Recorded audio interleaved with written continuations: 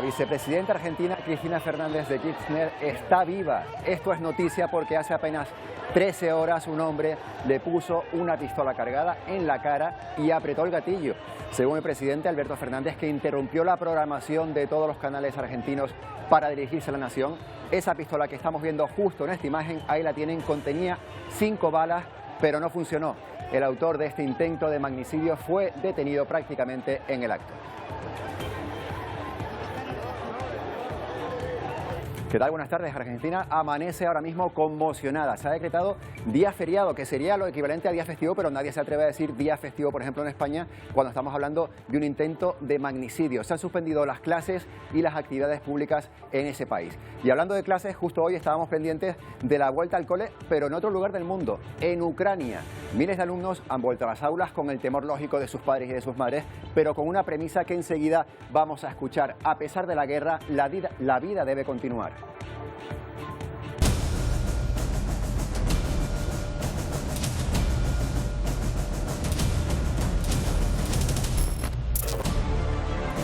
La vida en Ucrania pasa también por ahí, por la central nuclear de Zaporilla, que por fin ha podido ser visitada por los especialistas de la OIEA, y por una guerra que obliga a los más pequeños a acudir a los colegios con una mochila de emergencia que contenga agua, comida y un papel con los datos de sus familiares.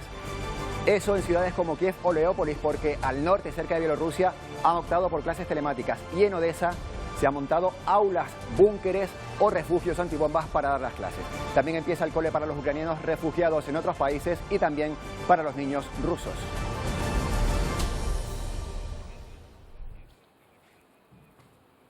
Bueno, enseguida nos fijamos en la actualidad de Ucrania, también vamos a estar con esa última hora en Argentina, pero hoy empezamos con un dato. El dato de desempleo en España. Durante el mes de agosto se perdieron 189.000 afiliados y el paro aumentó en 40.000 personas. Están viendo la evolución de toda esa gráfica desde agosto del año pasado hasta este mismo mes de agosto, en el que, como estamos viendo, se produce un ligero aumento. Vemos que el porcentaje de personas sin trabajo ha descendido en 2 puntos. El año pasado era del 14,6% y ahora es del 12,6%, a pesar de esta subida que ven del último mes. En Canarias el paro bajó en agosto, hay 1.148 personas más ocupadas y también baja con respecto al año pasado, un 18,7%, casi 44.000 personas más trabajando ahora que hace justo un año. Estos son los que vamos a ver, los datos en Canarias, también los datos en España, pero también hemos conocido las cifras del paro en la eurozona que corresponden al mes de julio. El desempleo se sitúa en el 6,6%. Los países del sur, entre ellos el nuestro, España, siguen teniendo los registros de mayor tasa de desempleo.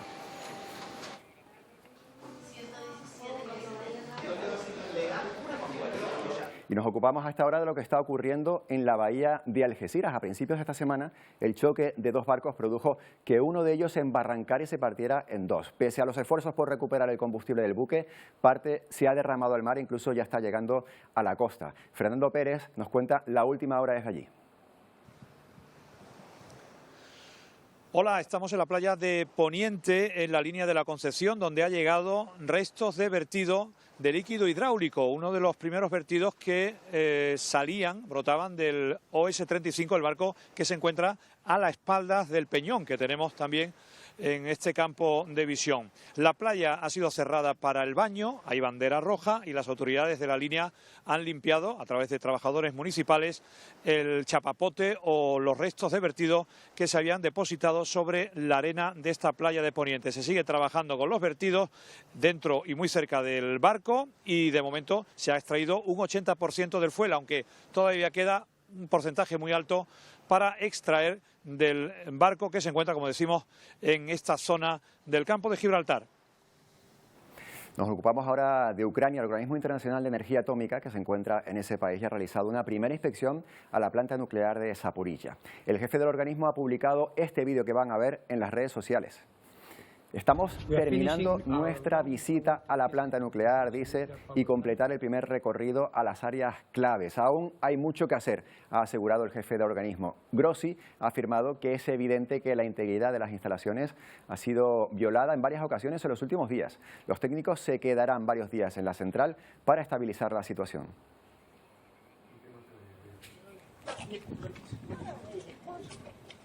Y fíjense cómo es esta guerra, que está vista por los valores de riesgo reales de escape de un escape nuclear, coincide además con los días de la vuelta a las aulas de miles de niños en diferentes ciudades de ese mismo país, de Ucrania. También se incorporan a los colegios los alumnos refugiados en otros países y también lo hicieron ayer los escolares rusos con nuevas asignaturas para este curso. Vean.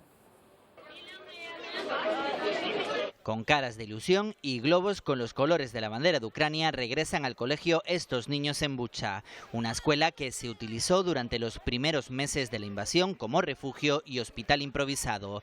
Esta madre asegura que tienen que aprender y estar con sus compañeros. Espero que todo esté bien. Бути в колективі, тому сподіваємось, що буде все добре. Є деякий острах, але все-таки дитині потрібно навчатися. Hay cierta preocupación, pero los niños deben aprender. La vida continúa, dice este otro padre. En Irpin, los escolares han regresado al colegio acompañados de Zelensky. El presidente ha comprobado que el edificio se encuentra en buen estado tras sufrir daños. Escucha a los maestros que son tus segundos padres. Te deseo todo lo mejor, le dice Zelensky a este niño de 6 años. Слухайте вчителів, вони не тільки вчителі і вихователі, такі другі ваші батьки. Según el Ministerio de Educación ucraniano, más de 2.300 edificios fueron bombardeados y 286 completamente destruidos. Desde que comenzara la invasión han muerto 350 menores y 586 han resultado heridos. En Rusia también los niños han vuelto al colegio y en Kaliningrado han recibido la visita de Putin. El presidente les ha justificado la invasión de Ucrania diciendo que los soldados están en el país para defender los residentes del Donbass ante una amenaza antirrusa. El presidente ruso además ha asegurado que los escolares desconocían que Ucrania y Rusia habían pertenecido a un mismo Estado, la Unión Soviética. Y mientras en Polonia decenas de niños y niñas empiezan el curso alejados de su país. En esta escuela de Varsovia el 50% de los escolares son refugiados. Algunos padres han decidido matricular a sus hijos aquí, pero otros han querido regresar a Ucrania con mucho miedo. Bueno, son las 2:04 y si se lo damos en directo a Ana Shurablova, que es ucraniana y está en Escocia. Buenas tardes. Hola a todos, gracias por recibirme. Al contrario, gracias por atendernos. Hacía yo antes una reflexión sobre cómo es posible que en un país a la vez estemos preocupados por una posible fuga nuclear de una de las centrales, la mayor central nuclear en toda Europa, a la vez que estamos viendo las imágenes de los niños, los más indefensos, los más vulnerables, volviendo a las clases, ¿no? Esto es difícil de asimilar una imagen así. Bueno, para mí eso demuestra que nuestra nación es muy fuerte y también quieren proteger a sus niños y que, bueno, para ellos la vuelta a la escuela, eso también, bueno, les recuerda los tiempos cuando no había guerra, eso como volver a normalidad, así. Entre comillas, ¿no? ¿Cómo debe ser para esos niños Sí. también que están volviendo y que ya su escuela ha desaparecido? Hay más de 200 edificios que antes acogían colegios que ya no existen, han sido bombardeados, ¿verdad? Sí, eso es verdad, por desgracia. Sí, ya también he visto esas fotos estremecedoras de los niños que están en sus clases, pero no hay ni paredes ni nada. ¿Cómo está viviendo usted esas imágenes, la de la vuelta al colegio de los niños, las niñas en su país, desde Escocia en este caso? Para mí eso, bueno, como lo he mencionado, eso me trae buenos recuerdos por una parte, también eso demuestra que somos muy valientes y también que, bueno, nadie nos puede parar. ¿Y conoce usted el caso de familias que se encuentren también en Escocia como usted y que en ese caso sí que haya niños en edad escolar y que están yendo quizás por primera vez a los colegios en ese país, en Escocia? Bueno, la cosa es que yo, por una parte, vivo muy cerca de Edimburgo, por otra parte, que vivimos en una ciudad muy pequeñita, que casi no hay ucranianos. Yo, bueno, conocí a una familia ucraniana, pero bueno, no mantenemos el contacto porque están muy ocupados y yo sé que sí, que su hijo, que empezó a ir a la escuela, aquí el colegio empieza a mediados de agosto, pero de verdad no sé los detalles. Creo que todo está bien. ¿Cómo fueron sus circunstancias personales? ¿Cómo salió de Ucrania? Me imagino que hace 6 meses más o menos, ¿no? Cuando empezó la guerra. No. Bueno, yo me fui de Gerson, de mi ciudad, el 9 de abril en coche. Yo pasé por todos esos a través de Snihirevka. Eso es una ciudad de Nikolaevska Oblast. Y yo salí con mi hijo, también con la mujer de mi hermano y 2 niños más. Y después salimos, atravesamos la frontera y yo mi familia, el resto de mi familia se quedó en Varsovia y yo volé a Escocia. Ya tenía visados, permisos para entrar al país. Es que mi suegra, que es ucraniana y lleva casi 20 años aquí, por eso, sí, por eso que Ha tenido fue cierta una facilidad, ¿no? opción. Claro, claro. Sí, claro. Por último, Ana, ¿cómo ve que en este inicio del curso también en Rusia los niños tengan 2 asignaturas? En algunas de ellas se hable de la relación entre Ucrania y Rusia, bueno, se hable de determinados aspectos que se puede asemejar a un adoctrinamiento. Bueno, eso me rompe el corazón porque el gobierno ruso desde los pequeños intenta inculcar odio a los ucranianos. Eso para mí, y también que ellos intentan justificar la guerra, y creo que, estoy convencida que no se puede justificar la guerra en ningún caso. Pues Ana, muchas gracias por habernos atendido y que vaya bien estos próximos meses. Ojalá que sea pronto con el final. Gracias. Gracias. Gracias a vosotros también. Buenas tardes. Bueno, seguimos en el Reino Unido porque los 160.000 miembros del Partido Conservador tienen hasta esta tarde para votar al nuevo líder y, por tanto, al próximo primer o primera ministro o ministra del Reino Unido. Las 2 candidaturas que han llegado hasta esta elección final son, por un lado, el exministro de Finanzas, Rishi Sunak, y por otro, Liz Truss, ministra de Relaciones Exteriores y fiel defensora del Brexit. Tendremos que esperar hasta el próximo lunes, hasta el 5 de septiembre, para saber quién vence esta elección, pero los expertos, eso sí, aseguran que Truss cuenta con más apoyos.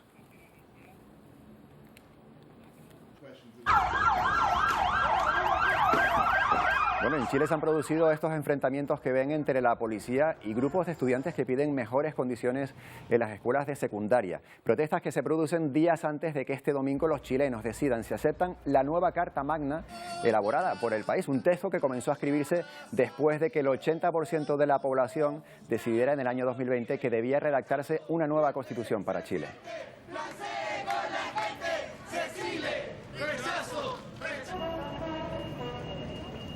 Y se lo venimos comentando, conmoción en Argentina, el intento de asesinato a la que fuese 2 veces presidenta y actualmente vicepresidenta del país, Cristina Fernández, ya es considerado como el hecho más grave vivido en la República desde que ésta recuperara su democracia. El atacante fue detenido a los pocos minutos.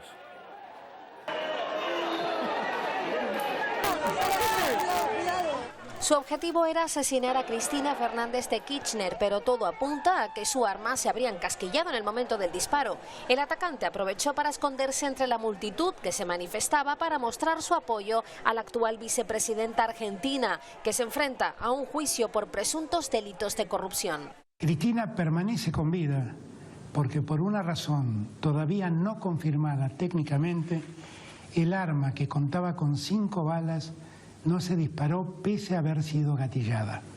Fue detenido de forma inmediata por agentes de la Policía Federal. Se trata de un hombre de nacionalidad brasileña que cuenta con antecedentes por tenencia de armas. Me he comunicado con la jueza que está investigando lo ocurrido. Le he solicitado que esclarezca rápidamente las responsabilidades y los hechos. El presidente ha calificado los hechos como los más graves vividos en su país desde la recuperación de la democracia. Miembros del gobierno y de la oposición, así como otros líderes políticos internacionales, han condenado públicamente este atentado, mostrando su solidaridad con la que fuera 2 veces presidenta de la República Argentina. Bueno, Francisco Anselmi es periodista del medio argentino Todo Noticias. Buenas tardes. Antonio, ¿cómo están? Buenas tardes, allá. ¿Cómo están? Buenos días para ustedes. ¿Cómo se digiere en Argentina este intento de asesinato? Apenas han pasado 13 horas. Son horas intensas en Argentina. Nosotros nos enteramos ayer anoche alrededor de las 9:15 cuando la presidenta estaba llegando a su casa. Media hora después ya todos los noticieros tomaron la noticia y estamos todos hablando de esto y es inevitable hablar de un magnicidio en Argentina, de un intento de magnicidio. Todavía no hay demasiadas certezas tampoco, lo único que sabemos es acerca del atacante, Fernando, un hombre de 35 años, un brasileño que vivía en el barrio de La Paternal y un hombre que no se sabe qué motivación tenía para poder atacar a la vicepresidenta. Lo que sí se sabe y se está investigando ahora es el celular y las filiaciones políticas de este hombre, pero no hay mucha más información que eso. Estamos hablando de, bueno, Cristina Fernández, archiconocida en casi todos los países. Aquí en España llega también mucha información de sus claros y de sus oscuros, de su trayectoria, también de sus fobias, pero nada justifica un hecho como este, lógicamente. Exacto, sí, acá en Argentina, en líneas generales, todo el arco político, tanto del oficialismo como de la oposición, salieron a repudiar el ataque. Hay algunas pocas personas que tuvieron algunos reparos, pero son los menos. En líneas generales, toda la política argentina está encolumnada en el repudio detrás de lo que pasó con la vicepresidenta. El presidente hablaba de que en los últimos días, bueno, semanas, meses, se han incrementado los mensajes de odio. Exacto, sí. En Argentina nosotros le decimos la grieta, lo que se dice la grieta, esta división profunda entre argentinos que piensan de una forma y los argentinos que piensan de otra. Hay que ver cómo se va a suceder después de esto, si es que Argentina llegó a un punto en el que va a tener un retorno o si finalmente va a seguir como siempre. Usted nos ha contado que se ha seguido investigando sobre la situación de la persona que ha intentado perpetrar este asesinato, pero hay algo sorprendente y es que la pistola no se disparase. ¿Se ha investigado qué le pudo pasar a la pistola? ¿Se sabe algo nuevo? En este momento se está haciendo la pericia balística del arma. Por otro lado, Javier, uno de los testigos que estuvo al lado del atacante y el hombre que lo derribó junto con los custodios de la vicepresidenta, dice que gatilló 2 veces, o sea, 2 veces intentó disparar y que las balas no salieron. Hay que ver qué dice ahora la justicia, qué dice la pericia. Una pericia preliminar del Ministerio de Seguridad y del titular de inteligencia dice que tenía 5 balas, que la bala no salió de milagro, podríamos decirle. Como dijo el presidente, que le agradeció a Dios. Claro. Y por último, vemos que por detrás de usted están pasando muchísimos coches, aunque se ha decretado hoy día feriado, un día libre, ¿no? Invita el presidente a la nación a reflexionar. Exacto, el presidente lo planteó como un día de la reflexión, pero lo más probable que suceda es que en las próximas horas veamos imágenes de muchas movilizaciones. En Argentina la política se vive de una forma muy pasional hace 70 años, desde la llegada del peronismo.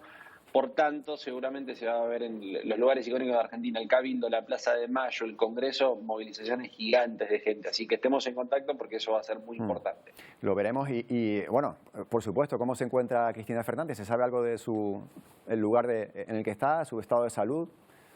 Por ahora fuera de peligro. Hasta lo que se sabe, hasta lo que sabe la prensa, la vicepresidenta está en su casa del barrio de Recoleta, en Juncal y Uruguay, en el mismo lugar donde la atacaron ayer. Eso es lo que se sabe hasta ahora. Uno imagina que si pasa algo así, van a tomar un resguardo más fuerte y van a tratar de protegerla.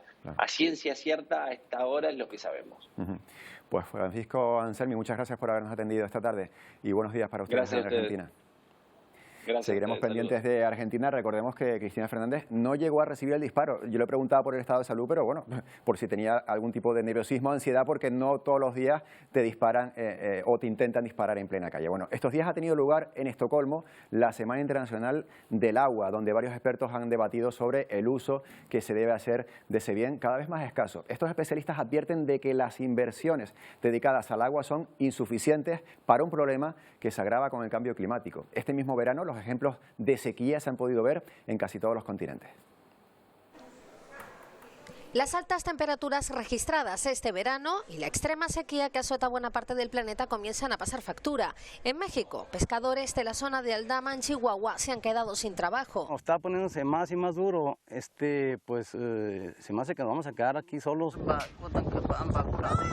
Al no haber llovido, no hay cultivos, asegura este agricultor somalí. Embalses casi vacíos que dejan al descubierto ruinas de épocas pasadas, como las descubiertas en España, restricciones de agua en Francia o en regiones de la mitad sur de Gran Bretaña, mientras se hacía frente a la ola de calor más extrema de los últimos 50 años. Esta preocupante situación ha congregado a expertos del sector público y privado de todo el mundo en la Semana Mundial del Agua celebrada en Estocolmo. Cómo combatir el cambio climático y la crisis hídrica han sido los temas claves a tratar. Hay cosas tan radicales como pensar por qué tienes que lavar la ropa con agua. Entonces tienes que repensar todo tu sistema para ver y diseñar estas ciudades y este tipo de innovación. Que con financiación y tecnología rediseñen y modifiquen nuestro estilo de vida tal y como lo conocemos hasta ahora, con el objetivo de optimizar los pocos recursos naturales de los que disponemos. Bueno, Miguel Aguado es divulgador ambiental y lo sabemos ya hasta ahora en Atlántico Noticias. Buenas tardes.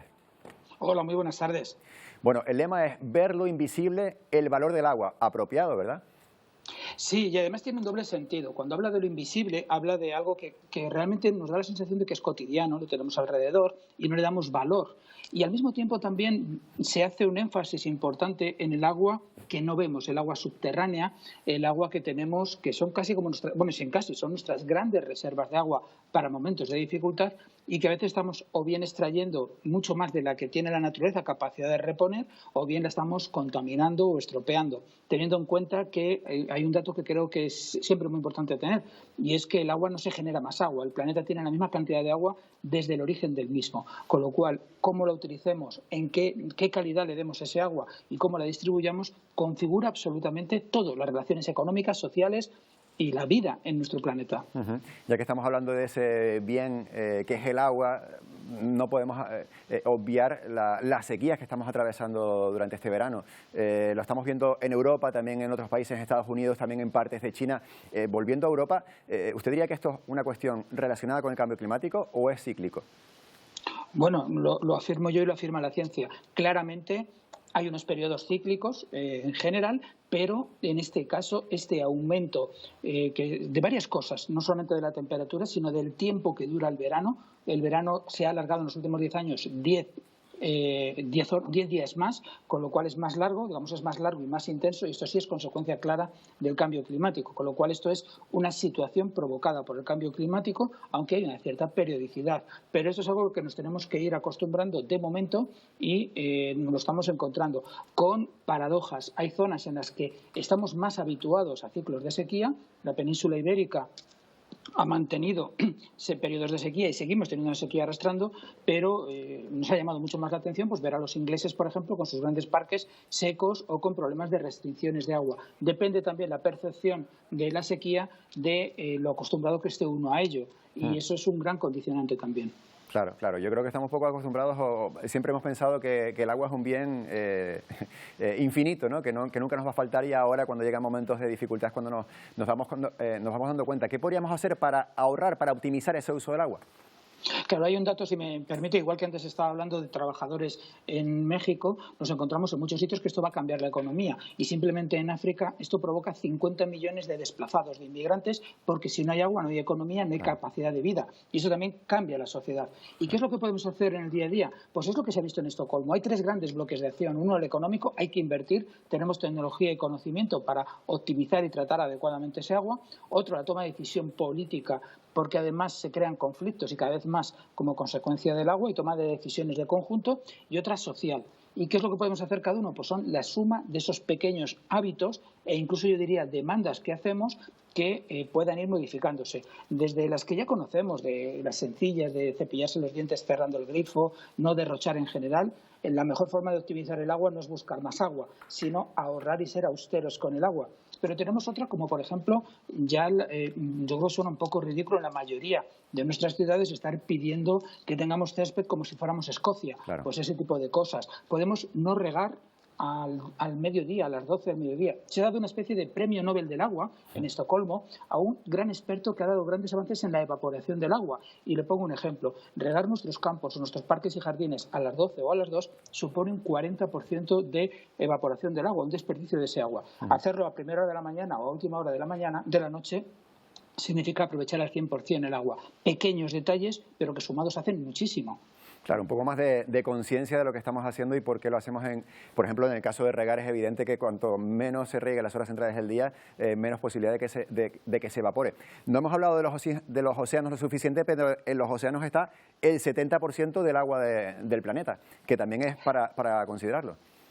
Claro, y de hecho es quizás como el gran futuro para poder utilizarlo. Aquí se ha pegado un gran avance. Yo creo que también en Canarias, lógicamente, se conoce bien, que es en la desalación. Hasta hace poco pues era una tecnología que además era más cara, pero bueno, todo depende de eso de no confundir valor y precio. Y hoy por hoy, en el conjunto de España, el 9% del agua potable que consumimos proviene de la desalación. Con toda seguridad es por ahí por donde vendrán los grandes avances, donde tendremos que alternar el utilizar el agua con austeridad y el poder tratar el agua de forma cada vez más eficiente, con mejor tecnología y menor gasto energético, poder hacerlo para poder consumirlo. En España además podemos hacerlo con la alternancia con energías renovables, es decir, que la energía que necesitamos para tratar y desalar ese agua la podemos obtener de energías renovables y no de otro tipo de contaminantes que a su vez afecten al cambio climático. Es posible. Hay tecnología y, como decían algunos, lo importante es un bien muy escaso, que es la voluntad de querer hacer las cosas. Esperemos, confiemos en que ese bien se vuelva cada vez más común y tengamos esa voluntad. Miguel Aguado, como siempre, muchas gracias. Muchas gracias. Bueno, nos despedimos a Miguel Aguado, pero seguimos hablando del clima. En California afrontan una ola de calor que pasa por ser una de las más largas que se recuerda. El calor produce incendios forestales e incluso se ha pedido moderación al uso de la electricidad para evitar cortes del suministro. California está bajo alerta de calor extremo de norte a sur hasta la noche del lunes 5 de septiembre. En algunas áreas de Los Ángeles, las temperaturas sobrepasarán los 46 grados centígrados, condiciones peligrosas para niños, ancianos y quienes trabajan en exteriores. En los Estados Unidos, el calor es la principal causa de muerte relacionada con el clima. Lara Schwartz ha investigado cómo el calor extremo afecta la salud de quienes viven en zonas más pobres. Comunidades con bajos recursos tienen una mayor exposición a eventos de calor intenso, porque en general viven en áreas con menos espacios verdes y sin acceso a aire acondicionado. Según el Servicio Meteorológico Nacional, esta es la ola de calor más larga e intensa del año en California, con poco alivio durante la noche.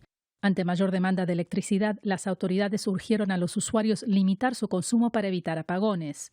En medio del calor, estalló un incendio el miércoles que forzó la evacuación de cientos de personas en una zona suburbana de Los Ángeles y el cierre de la autopista 5 en ambas direcciones, una arteria principal del estado. Las olas de calor seguirán siendo más frecuentes y extremas. Debemos prepararnos para sus impactos. Verónica Villafañe, Voz de América, Los Ángeles.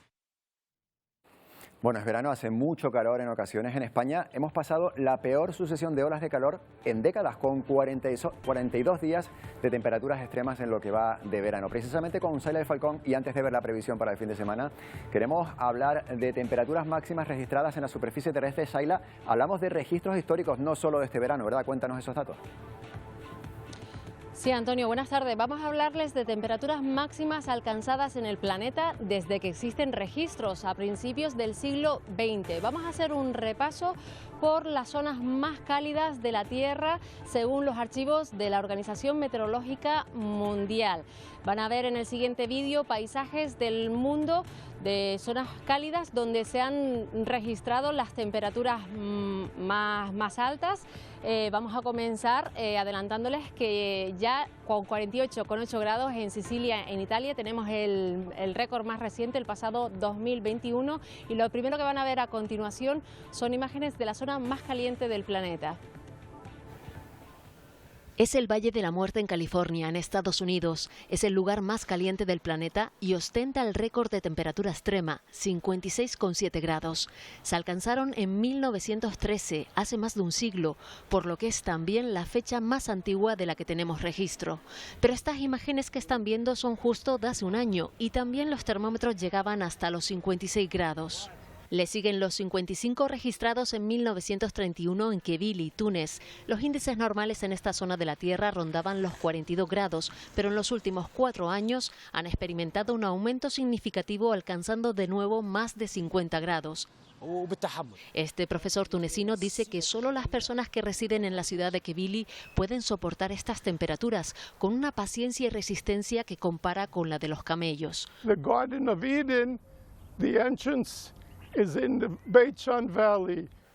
En Israel, este hombre de 63 años nos cuenta por qué la religión judía dice que la entrada al jardín del Edén está aquí, en el valle de Beit Shean, porque todo el mundo sabe que antes de llegar al cielo hay que pasar por el infierno. En Grecia, el aumento del calor ha hecho que sea propensa a los incendios forestales durante los meses de verano. Estas son imágenes del pasado mes de julio, como seguramente diría el anciano judío, el mismísimo infierno en la tierra. Y volvemos al presente, otro fenómeno que está llamando mucho la atención. Se habla de la formación de un huracán en el Atlántico al oeste de las Islas Azores que podría afectar en los próximos días. Existe la posibilidad de que llegue incluso a la península ibérica. Sí, Antonio, durante los próximos días este huracán permanecerá al oeste-nordeste de las Azores, luego ya debilitado se acercará más a Europa, pero la probabilidad de que afecte a España es muy baja, inferior al 10%. Eso sí, podría generar mal estado del mar en la península ibérica. Por supuesto, aquí en Canarias no nos va a afectar de ninguna manera. El pasado 1 de junio comenzó la temporada de huracanes y tras 2 meses sin apenas actividad, este cuarto ciclón tropical se ha reforzado rápidamente y pese a formarse muy al norte, más al norte de lo habitual, pues han dado las condiciones favorables para que el ya denominado como Daniel se convierta en el primer huracán de la temporada. Bueno, lo que tenemos claro es que no nos va a afectar aquí en Canarias ni el huracán y tampoco vamos a tener temperaturas asfixiantes. ¿Qué nos espera? ¿Qué tiempo esperamos para este fin de semana? Shaila, cuéntanos.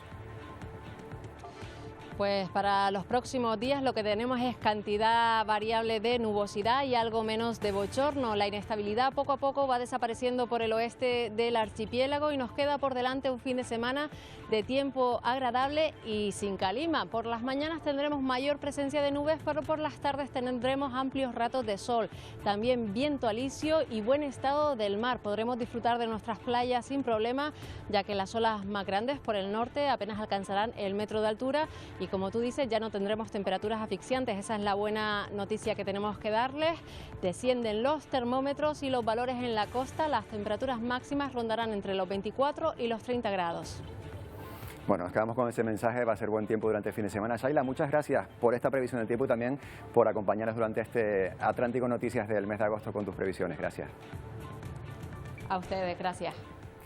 Bueno, damos paso ahora enseguida al Telenoticias 1. Quedan minutos para acabar Atlántico Noticias, pero nos vamos a despedir con unas imágenes que nos llegan desde Caracas, donde esta semana una plaza céntrica de la capital de Venezuela, ahí la están viendo, han intentado batir un récord. Ya se podrán imaginar de qué récord se trata. Hay más de 1000 personas bailando de 70 academias de baile para ser el grupo más numeroso bailando. Lo han hecho en alianza con Cuba. Pues parte de estos bailadores son de ese otro país. Habrá que esperar a que se confirme que efectivamente se ha batido ese récord. Con estas imágenes de baile, qué mejores para empezar el fin de semana. Nos vamos a despedir hoy. Ya saben que el próximo lunes volvemos a una cita con Atlántico Noticias, ya con Roberto González aquí en el plató. Y nosotros seguiremos con ustedes durante la próxima semana y las siguientes. Aquí lo dejamos. Buen fin de semana. Adiós.